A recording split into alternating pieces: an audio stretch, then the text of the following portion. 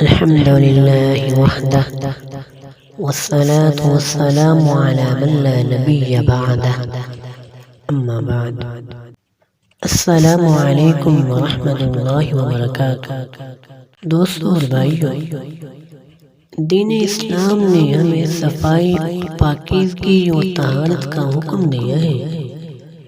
جہاں جسم، لباس اور رہائش کو پاک رکھنے کا حکم ہے، وہاں راستوں، چوکوں اور گزرگاہوں کو صاف کرتے ہوئے ماحول کو گندگی، آلودگی اور نجاست سے بچانے کی سخت تلقین کی گئی ہے۔ اور رسول اللہ صلی اللہ علیہ وسلم نے ارشاد فرمایا، ایمان کا کم تر درجہ یہ ہے کہ آدمی راستے سے تکلیف دہ چیز کو دور کر دے۔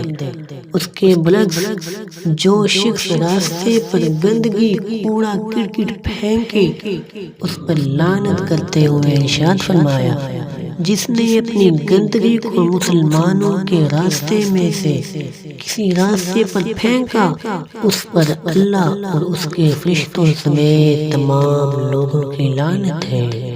اس حدیث مبارکہ سے معلوم ہوا کہ گلی یا سڑک پر کوڑا کرکٹ پھینکنا گناہ ہے، اور ایسا جرم کرنے والے پر رسول اللہ صلی اللہ علیہ وسلم نے لعنت فرمائی، اور صحابہ کرام رضی اللہ عنہم اجمعین کو مخاطب کرتے ہوئے فرمایا، دو لعنت کا سبب بننے والی باتوں سے بچو، لوگوں کے راستے میں اور سایہ دار جگہوں میں قضائے حاجت کرنا۔ دوستو اور بھائیو، ایک روایت کے لفظ یوں ہیں کہ آپ علیہ السلام نے ارشاد فرمایا، جس نے مسلمانوں کو ان کے راستوں میں تکلیف دی، ایسے شخص پر ان کی لعنت واجب ہو گئی۔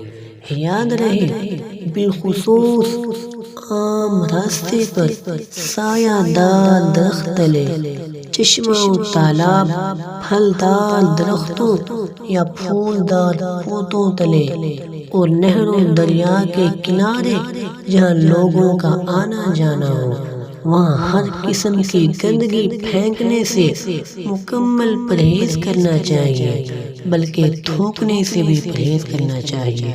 اللہ تعالیٰ سے دعا ہے کہ اللہ تعالیٰ مجھ سمیت ہم تمام کو آپ صلی اللہ علیہ وسلم کے ان فرامین کے ساتھ پکی اور سچی محبت اور لگن رکھنے کی توفیق نصیب فرمائے۔ اللہ تعالیٰ ہمیں آپ صلی اللہ علیہ وسلم کے اسوہ حسنہ پہ چلائے، آمین۔ سبحان ربک رب العزت عما یصفون وسلام علی المرسلین والحمد للہ رب العالمین۔